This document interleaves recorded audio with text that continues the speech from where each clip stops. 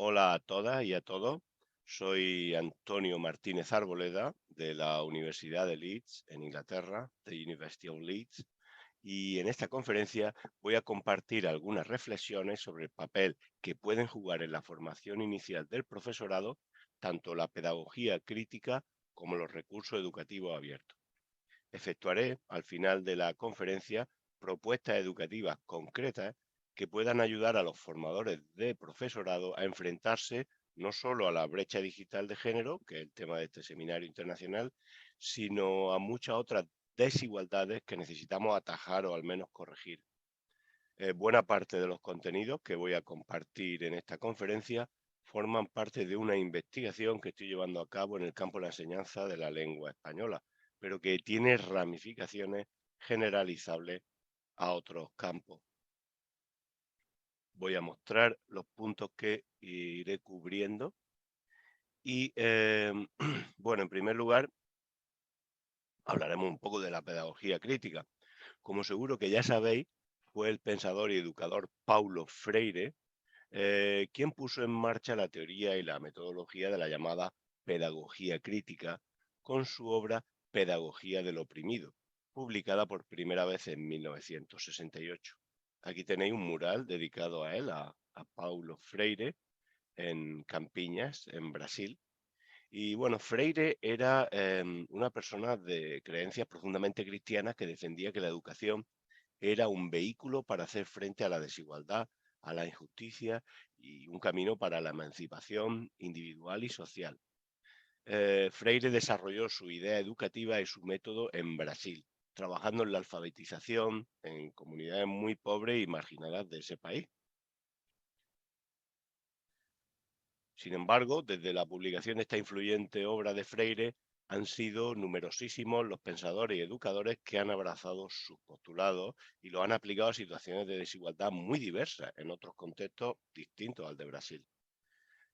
Por eso, hoy día la pedagogía crítica se puede afirmar que es un conjunto de saberes que se ha desarrollado enormemente y que se aplican esos saberes a cualquier aspecto de las relaciones sociales y de las prácticas educativas donde haya una relación de desigualdad que pueda ser abordada desde la educación.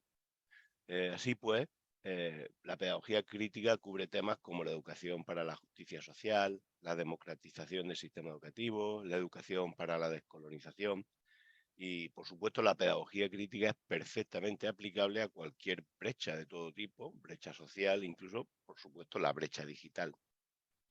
Para concretar, el pensamiento crítico, tanto del educador perdón, como del estudiante, deben dirigirse a desentrañar y superar las relaciones de poder, tanto dentro del sistema educativo como fuera, relaciones de poder que generen opresión, injusticia y desigualdad.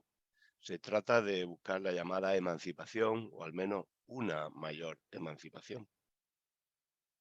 Y dos observaciones quería hacer.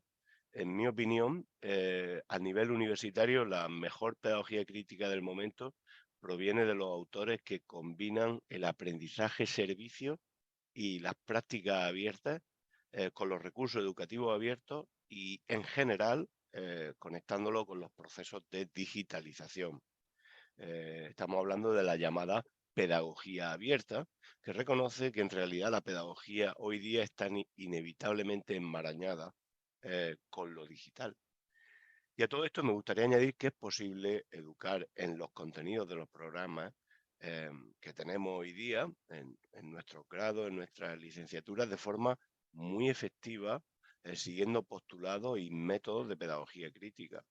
No se trata de reemplazar el conocimiento y las competencias por la conciencia y los valores. La educación no es un juego de suma cero, es decir, que si te esfuerzas más en democratizar, el estudiante entonces aprende menos matemáticas o menos derecho. Yo soy partidario de una pedagogía crítica que transforme la metodología y que aumente la motivación por aprender y por alcanzar los objetivos. Porque, bueno, como dijo Freire, es cierto que enseñar no es transferir conocimiento, sino crear las posibilidades de su producción, de su construcción. Así pues, veamos unas conclusiones. En primer lugar, perdón, La pedagogía crítica aspira a tener una sociedad más libre y más feliz, para lo cual concibió la idea de emancipación. Sus valores no son ajenos a los de la mayoría del profesorado e incluso a la mayoría de los padres y madres. En segundo lugar, la pedagogía crítica se puede hacer desde el sistema, se debe hacer desde dentro del sistema. La pedagogía crítica es contextual, porque sus objetivos concretos y métodos dependen de las relaciones de poder de cada lugar y cada momento, y de las necesidades de los estudiantes y de los programas. Y finalmente, la pedagogía crítica debe ser concebida como una dirección de trabajo. Bueno, y ahora vamos a seguir definiendo elementos de la pedagogía crítica, pero trasladándonos más de lleno al terreno de la formación del profesorado. Entonces, el punto de partida aquí es bastante evidente. No puede haber pedagogía crítica en el aula si los profesores no saben lo que es. Por eso la formación del profesorado es tan importante. Y hay bastante acuerdo en dos asuntos. En primer lugar, la pedagogía crítica debe ir más allá de la mera suscripción a unos principios. En la pedagogía crítica se deben desarrollar aplicaciones prácticas en el aula cuya metodología esté inspirada en los principios de democratización de la educación y empoderamiento. La pedagogía crítica va más allá de los contenidos. No se trata de que el profesor sea simplemente respetuoso con los valores o de que los conozca y esté de acuerdo de ellos, o de que incluso los imparta y los promulgue y le hable a los estudiantes de ellos. Hay algo más. Las prácticas en los programas de formación del profesorado deben reflejar, deben ser coherentes, esas prácticas que luego se intentan establecer en la escuela. Lo que se hace en el curso de formación de profesorado debe reflejar lo que se intenta que luego los profesores hagan en la escuela. Para que los estudiantes entonces adquieran una mayor competencia crítica y sean más autónomos, sus profesores deben también estar bien preparados en las destrezas metodológicas prácticas sobre cómo diseñar actividades, cómo administrar la clase, evaluación, etcétera, propias de la pedagogía crítica. En segundo lugar, es que el profesor debe ser un ejemplo de esos valores. Los estudiantes lo tienen que aprender de sus profesores, lo tienen que ver en ellos. Esto es una cuestión un poco más complicada porque afecta a la identidad profesional del profesor, pero creo que tiene mucho valor resaltarlo, ¿no? No vale con ser demócrata en el aula y luego ser un dictador en los pasillos de la escuela o de la facultad, ¿no? O en las reuniones con los estudiantes o con los padres, etc. Estos dos temas, los temas del modelo, de ser ejemplo y de la necesidad de tener aplicaciones prácticas concretas, han sido desarrollados por David Lee Kaiser en su obra que aparece aquí citada, Formación del Profesorado, bla, bla, bla, ¿vale? Luego, otro aspecto relevante que me gustaría destacar es el de la construcción y distribución del conocimiento. Seichner, sale ahí la cita, critica que una de las grandes contradicciones de hoy día es que, por un lado, hay programas de formación del profesorado que proclaman la necesidad de implicar a la comunidad educativa y a los profesores en activo en los programas de formación del profesorado y además, perdón, hay de hecho programas de formación que se hacen fuera de la universidad para acercarse a la comunidad, todo eso por un lado, pero por otro lado, a la hora de la verdad, ese conocimiento comunitario externo, conocimiento profesional externo al programa de formación, esas voces realmente no se incorporan a esos programas de formación. Y esto, para mí, esto que denuncia Seichner, para mí es un problema, es un síntoma de un problema que yo intento solucionar en mi práctica cotidiana, como veremos más adelante. Para mí el problema es que tenemos una noción de la producción del conocimiento muy poco colaborativa. Y es que, como afirma Kaiser, en la formación del profesorado fuera de la universidad, en los Estados Unidos, se han replicado las relaciones de poder-conocimiento que existían en las formas tradicionales de la formación del profesorado universitario. Es decir, las relaciones de poder-conocimiento en los programas de formación son las mismas que existían y existen en el mundo de la formación del profesor en el nivel universitario, ¿no? Y esta observación me parece importante porque la construcción del conocimiento es un ariete crucial en la pedagogía crítica. Y el cuarto punto es que la pedagogía crítica, muy importante también, está ya muy presente en muchas de las teorías educativas que manejamos, en buena parte del pensamiento educativo y también en el pensamiento en torno a la formación del profesorado. Está ahí, aunque no lo reconozcamos. Perdón. Para ilustrar este punto y los anteriores, voy a recurrir a un fenomenal artículo de Florence Sullivan. Sullivan tiene un trabajo de 2020 titulado Pedagogía crítica y formación del profesorado para la educación en línea y mixta, el imperativo en el cambio a lo digital. Y este breve artículo, por cierto, Florence Sullivan falleció hace muy poco, tristemente. Este breve artículo de Sullivan es en realidad una respuesta a otra obra, una respuesta a la obra de Philipsen y otros. Y bueno, para hablar del artículo de Sullivan, primero tengo que explicar un poco en qué consiste el trabajo de Philipsen y otros, ¿no? Porque el trabajo de Sullivan es una respuesta, una especie de recensión crítica de la obra de Philipsen. ¿Y qué nos dice la obra de Philipsen? Pues viene una obra de trascendencia, ¿no? Porque los autores de esa obra adoptan un enfoque meta-agregativo para elaborar un marco que llaman el TPD para la ODL, ¿no? Que sería un marco para la formación del profesorado en el área del aprendizaje digital y del aprendizaje combinado, que es el presencial digital, ¿no? Y ese marco de Philipsen y otros se elabora a partir de la revisión y síntesis de las recomendaciones más importantes en ese campo. Todo ello a partir de artículos y publicaciones muy influyentes. Es un enfoque inductivo y agregador. Os muestro ahí el marco con la referencia de la obra de Philipsen y otros. Y bueno, lo que Sullivan hace en esa respuesta es proporcionar una lente, una perspectiva de pedagogía crítica al marco diseñado por Philipsen y otros. Y lo hace reconociendo que la obra tiene bastantes contenidos que se alinean con la pedagogía crítica. En concreto, menciona Sullivan metodologías críticas, incluyendo ideas liberatorias. Pero bueno, estos contenidos, dice ella, no son implícitos, digamos que no se reconocen en el marco de forma expresa como pedagogía crítica. Reconoce pues que hay desde la perspectiva de la pedagogía crítica aspectos positivos de gran valor en el marco del desarrollo profesional, el marco de desarrollo profesional de Philipsen y de otros, ¿no? En concreto, en el enfoque del trabajo, en la forma en la que se trabaja la idea de agencia, al tratar la cuestión de apoyo al profesorado, en la investigación de tipo inductivo que lleva a cabo. Y bueno, pues Sullivan en su respuesta lo que hace es proponer una serie de consejos para el profesorado que están, ahí tenéis el marco.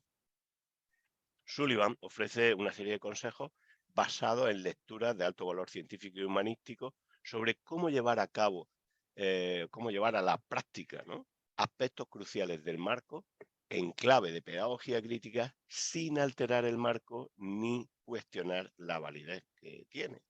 Y bueno, hay 4 recomendaciones concretas que no tengo tiempo de detallar aquí, pero que si os interesa podéis verlas en el artículo y son sobre el tema de la identidad del profesor, la autonomía del estudiante, el contexto local y la colaboración.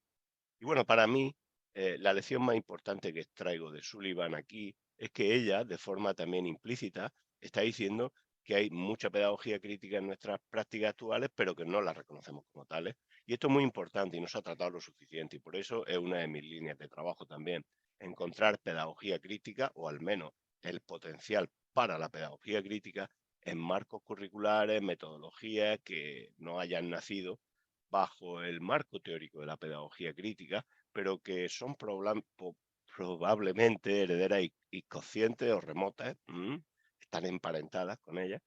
¿Y por qué importa esto? Pues porque la pedagogía crítica tiene un sentido ético, tiene un sentido ético que hay que proclamar y no esconder, porque hay todo un cuerpo teórico y práctico de pedagogías críticas que en fin, que están ahí.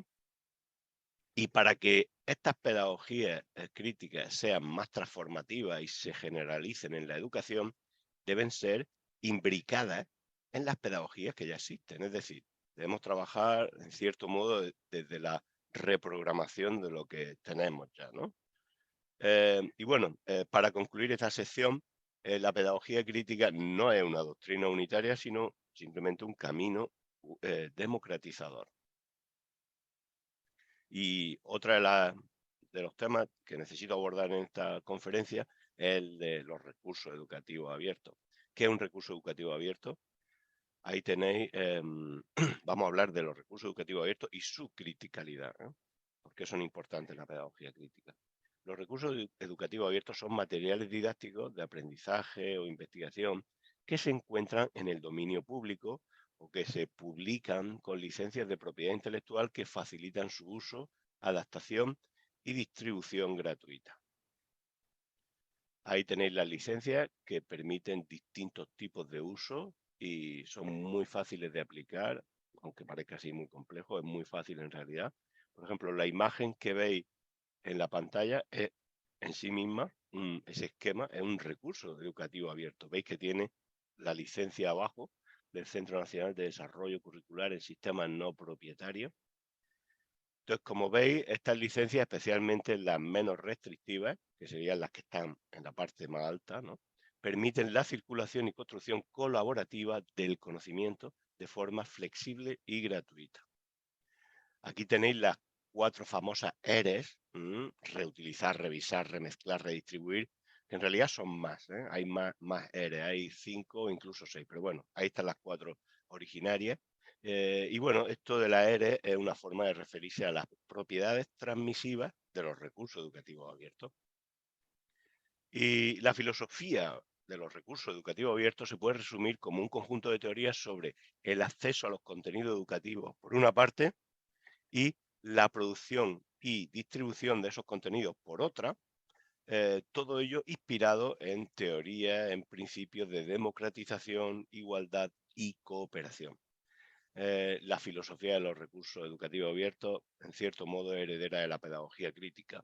Es una respuesta a problemas sociales de acceso a recursos educativos, pero también implica una fuerte carga de crítica social a las relaciones de poder en torno a las formas tradicionales de producción del conocimiento y a la propia estructura de las relaciones educativas. En ese contexto, el estudio de los recursos educativos abiertos generó toda una serie de ideas, de políticas y de prácticas que abogan por unas nuevas relaciones entre educadores y estudiantes. La producción de REA es ideal para el aprendizaje basado en proyectos, tanto para los estudiantes como para los profesores en formación. Y ni que decir tiene que todas las agendas de brecha de género y de descolonización del currículum encuentran en la filosofía y metodología de los REA un campo muy fértil, precisamente por las formas descentralizadas, más igualitarias y más colaborativas en que se produce ese conocimiento. Entonces, por poner un ejemplo, hay un estudio, un artículo, tenía ahí la cita, eh, en el cual se investiga, en el estudio del artículo se investiga cómo los podcasts, que son uno de los posibles formatos de los recursos educativos abiertos, y en este caso, podcasts producidos por mujeres en Egipto, sirven como medio para reclamar la igualdad de género, para ponerla en práctica, relacionándola, esa igualdad, con otras causas de justicia social. El podcast, el proceso de elaboración de ese REA, de ese podcast, es el espacio donde germinan y donde se conforman esas nuevas formas de activismo educativo en Egipto, una especie de catalizador. Por muchas otras razones, no solamente porque sea un recurso educativo abierto, evidentemente, pero eso es un factor que influye mucho. Bueno, y voy a hablar de una pedagogía crítica que puse en marcha hace unos años, llamada la Pedagogía Crítica Digital Open Lives, y voy a hacer un pequeño resumen. Todo esto aparece en publicaciones mías de los años 2012, 2016, y esta pedagogía crítica digital surgió a partir de un proyecto de recursos educativos abiertos en el que participé con colegas de las universidades de Portsmouth y Southampton, financiado por la Agencia Nacional de la Tecnología para la educación GISC. Esto es relevante porque está muy relacionado con lo que voy a decir con respecto a la formación del profesorado. Vale, vamos a ver el proyecto un momento, el proyecto Open Lives. Este proyecto originalmente tenía, originariamente más bien, tenía como objetivo la digitalización de historias de vida de migración, entrevistas con inmigrantes españoles, y se convertían esas historias de vida, esas entrevistas, en recursos educativos abiertos. Otro de los objetivos era la creación de aplicaciones pedagógicas que permitieran la explotación de esos recursos educativos abiertos y además la creación de otros recursos nuevos, crear un entorno en el que se potenciara la creación de otros recursos nuevos por parte de estudiantes y por parte de profesores universitarios, a partir de los recursos existentes. Entonces se trataba de crear un círculo virtuoso de aprendizaje a través de la coproducción de conocimiento. Todo esto me llevó a poner en marcha una asignatura nueva en el año 2012 que sigue funcionando ahora, en la que los estudiantes hacen su proyecto de fin de carrera o fin de grado con una investigación basada en entrevistas, con la realización de un podcast, que es un recurso educativo abierto, donde se combina la narrativa del estudiante en ese podcast con extractos de las entrevistas. Y todo esto es bastante riguroso, ya que el podcast va acompañado de una justificación académica de ese trabajo de investigación. Aquí tenéis, ahí veis que el podcast en la evaluación final del trabajo cuenta un 70% de la nota del trabajo. Es un 50% para el guión, script, y un 20% para la ejecución de ese podcast, ¿no? Y luego hay un 30% asignado a la reflexión, justificación académica de esa investigación y ese podcast. Pero bueno, es muy difícil, con los criterios en la mano, hacer un podcast de calidad, no solo comunicativa, sin que haya habido una profundización y una síntesis crítica y aplicada de los contenidos de naturaleza estrictamente académica. No es un podcast periodístico, aunque son muy interesantes y atraen a la gente y comunican muy bien, pero no es un podcast periodístico, sino educativo. Educativo con un marchamo académico, ya que aunque puede tener un tono muy divulgativo o incluso estar hecho para audiencias de todo tipo, se basa en un análisis muy fino de las fuentes primarias al realizar el podcast, es decir, de las entrevistas, y luego en un análisis de las fuentes secundarias al escribir la justificación académica y conectar esa justificación académica con la obra del podcast, ¿no? Como imagináis, esta es una de las sugerencias que voy a hacer, pero para el campo de la formación del profesorado ahora explicaré algo más. Y bueno, ahí podéis ver el programa completo de la asignatura con los criterios de evaluación, con bibliografía y todo lo demás. Y lo he compartido como un recurso educativo abierto, ahí lo tenéis. Yo lo he compartido en ese repositorio y bueno, ahí podéis encontrar también recursos para aprender a hacer podcast, tanto si sois estudiantes como si sois profesores. Y bueno, ahí están las referencias del trabajo que se puede encontrar en las páginas, de dos de los trabajos que se pueden encontrar en las páginas de la Universidad de Leeds. ¿Y por qué es importante esta pedagogía para nosotros, para la formación del profesorado? Bueno, pues Open Lives combina el aprendizaje activo con el aprendizaje de servicio, ya que los estudiantes se implican en la comunidad de donde salen esos entrevistados y terminan produciendo un podcast que también es una forma de servicio a la comunidad en un sentido más amplio, ¿no? En Open Lives los estudiantes aprenden también de la mano de académicos y con fuentes secundarias ¿eh? sobre los contenidos, los temas que se tratan en el podcast. Pero las entrevistas se hacen a personas que no son expertas en un tema, no son expertas académicas, digamos, ¿no? Se hacen a gente de a pie, por lo que el aprendizaje es también altamente experiencial y de un socioconstructivismo muy igualitario, socialmente muy equitativo. Además, el estudiante elige su audiencia para el podcast. Así pues, Open Lives, como explicaba, refuerza ese círculo virtuoso de la influencia social positiva que el mundo académico ejerce o debe ejercer con respecto al estudiante y con respecto a la sociedad a la que servimos todos. Entonces, en un seminario como este sobre brecha digital de género, creo que es conveniente añadir esa dimensión, hablar de las brechas estructurales de nuestro sistema de producción de conocimiento y de los posibles antídotos, que también son estructurales, frente a la desigualdad. Y finalmente, como veremos más adelante, desde mi punto de vista, esta metodología es ideal para la formación del profesorado. Daré unos argumentos adicionales que espero que sean de interés. ¿Y qué sabemos? Entonces, vamos a ver cómo figuran los recursos educativos abiertos en el área de formación del profesorado. ¿Qué sabemos en concreto de los recursos educativos en la formación del profesorado? Pues hay cientos de publicaciones científicas de altísima calidad en materia de recursos educativos abiertos. Es un movimiento y una corriente de pensamiento de gran fuerza, con apoyo de organizaciones internacionales, conferencias, etcétera. Sin embargo, los REA no figuran lo suficiente en los debates académicos recientes en el área de formación inicial del profesorado. Si leéis la obra de Pinto, Santos y otros que aparece en la pantalla, Development of Teaching Digital Competence in Initial Teacher Training, a Systematic Review, veréis una ausencia casi total del tema de los recursos educativos abiertos. Y estamos hablando de una Systematic Review que recoge las tendencias del pensamiento e investigación en el campo de la competencia digital en los programas de formación inicial del profesorado. Sin embargo, hay en el campo de la acción educativa, eso sí, hay programas muy exitosos como los que dirige mi compañera María Soledad Rodríguez Montoya, desde la cátedra UNESCO en el Tecnológico de Monterrey. Y bueno, el Tecnológico ofrece cursos al profesorado y también a otro personal educativo sobre recursos educativos abiertos. Y tienen gran audiencia, y lo sé porque participé yo mismo este año en la última clase del ciclo y me encantó ver el interés que los recursos educativos abiertos están generando entre el profesorado de todos los niveles, ¿no? En cada vez más partes del mundo, en concreto aquí en América Latina. Y en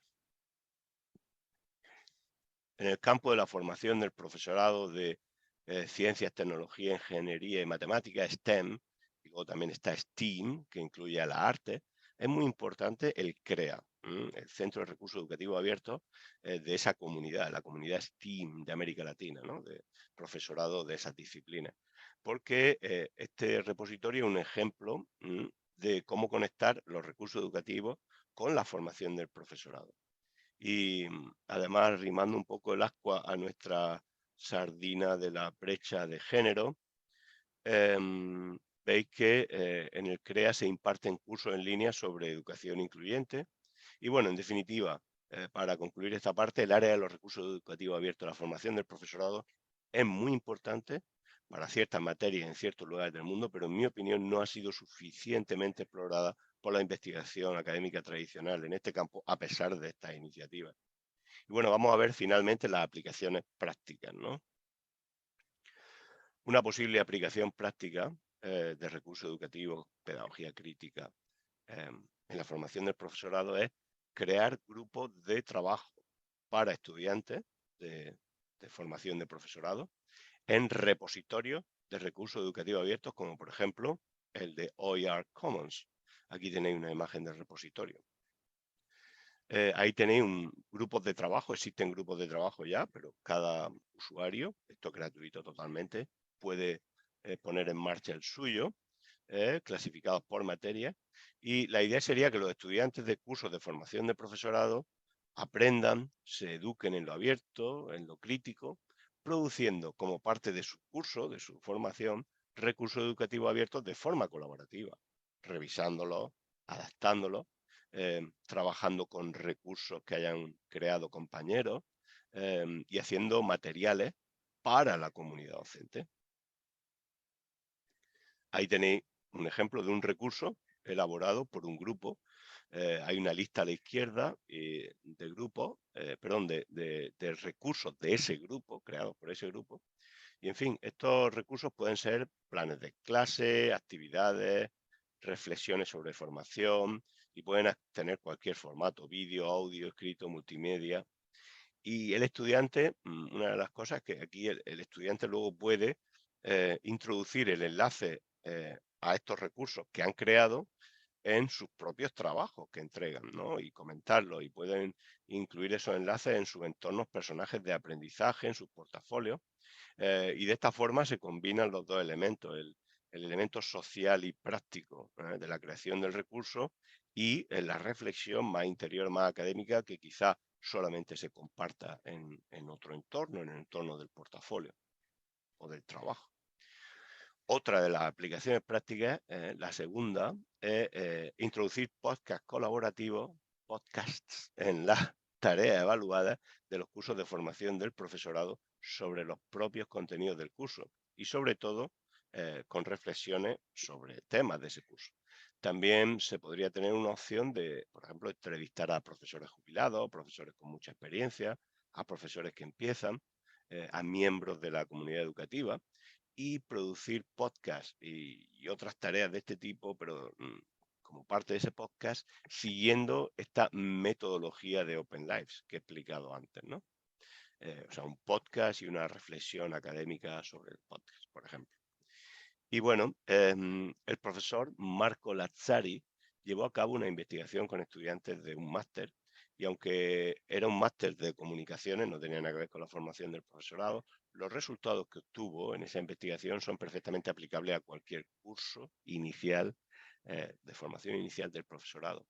Ahí tenéis el artículo en la pantalla. En el estudio de Lazzari se demuestra que hacer el podcast que al hacer el podcast, que luego se publicaba, los estudiantes mejoraban su autoeficacia y su capacidad de agencia competitiva de forma considerable. Esto a su vez les llevó a entender mejor las cuestiones teóricas y a desarrollar de forma más efectiva sus destrezas prácticas. En fin, el podcast es cada vez más un recurso educativo abierto muy popular. Y finalmente, otro estudio que me parece muy interesante es el del Student Teacher Podcasting, ¿no? Agency and Change. Este estudio del 2021 es precisamente de un máster de formación del profesorado. Los estudiantes hacen podcasts en los que tratan sobre su práctica docente e interaccionan con otros profesionales de la educación. Según los autores, con sus reflexiones críticas en el podcast sobre los contenidos del máster y sobre lo que aprendieron, los estudiantes crean un espacio de diálogo que les empodera, es decir, que les da un sentido y una capacidad verdadera de agencia, con una influencia directa en el proceso de aprendizaje, porque, entre otras cosas, la voz del estudiante como futuro profesional adquiere un estatus diferente al que tiene cuando solamente reflexiona y se comunica por medios tradicionales, ¿no? A través de un trabajo que solo lee el profesor. Lo que los estudiantes dicen en el podcast se incorpora en la retroalimentación sobre el curso. Y esto viene a demostrar que el formato colaborativo y abierto en la producción del conocimiento es una herramienta de futuro. La tecnología está permitiendo que los beneficios que prometía el socioconstructivismo sean más alcanzables y más tangibles. Y creo que para reducir las brechas y las desigualdades necesitamos formas de producción del conocimiento profesional y del conocimiento académico que sean alternativas, ¿no? Formatos alternativos que traigan una criticalidad incorporada de serie en el formato, porque las formas tradicionales de producción y comunicación del conocimiento son parte de unas estructuras que no favorecen e incluso dificultan esos cambios que buscamos. Y bueno, como destaca la propia Soledad Ramírez Montoya, Juanjo Mena y José Antonio Rodríguez Arroyo, uno de los problemas aquí es que, en fin, la competencia digital es el primer paso para la competencia en el uso y aprovechamiento de recursos educativos abiertos. Tiene que haber un elemento de formación digital, ¿no? De la competencia digital también. Y ya para terminar del todo, ¿en qué parte de los programas de formación del profesorado se pueden incluir estas actividades de creación colaborativa de recursos y de podcast? En los ejemplos que hemos visto, pues una posibilidad muy obvia es en los trabajos de fin de máster MESOB, máster universitario MESOB, vaya nombre, ¿no? Máster universitario en formación de profesorado de educación secundaria obligatoria y bachillerato. Y como se desprende de la lectura del capítulo de Núñez Cortés de 2019 sobre los trabajos de fin de máster, estos tipos de trabajos, en general, estos trabajos parecen adoptar un carácter académico e introspectivo carecen de elementos de colaboración social en general en la construcción del conocimiento y, en fin, no se basan en investigaciones abiertas y participativas ni tampoco en la idea de aprendizaje de servicio. Eso es lo que se desprende, ¿no?, de la práctica actual. Sin embargo, si miramos los 4 tipos de trabajo que aparecen en la pantalla y que son los que suelen adoptarse en estos máster, los 2 primeros sobre todo, y el tercero también, se prestan perfectamente a trabajos de investigación y diseminación que sean colaborativos, que usen recursos educativos abiertos y que adopten los principios de la pedagogía crítica con participación externa, con voces externas y con un elemento de servicio a la comunidad. Hablamos con la comunidad, producimos algo para la comunidad. Y con ese tipo de trabajo se pueden mejorar tanto la eficacia competitiva de la que hablaba Lazzari, como la capacidad de agencia del estudiante que aspira a convertirse en profesor. Y bueno, en fin, eso es todo. Como habéis visto, la producción de recursos educativos abiertos como parte del trabajo evaluado del estudiante en curso de formación del profesorado puede ser el vehículo ideal para mejorar sustancialmente las estrategias con las que nos enfrentamos a las brechas de género y a otro tipo de brechas sociales como la digital y la brecha de conocimiento. La pedagogía, la pedagogía crítica es posible dentro del sistema, es necesaria para poder perseguir de forma eficaz y coherente los propósitos humanísticos y democratizadores que tenemos. Y bueno, eso es todo lo que os quería decir. Tenéis la bibliografía que incluye obras que he utilizado en esta presentación y también recursos en línea. Y nada, pues muchísimas gracias.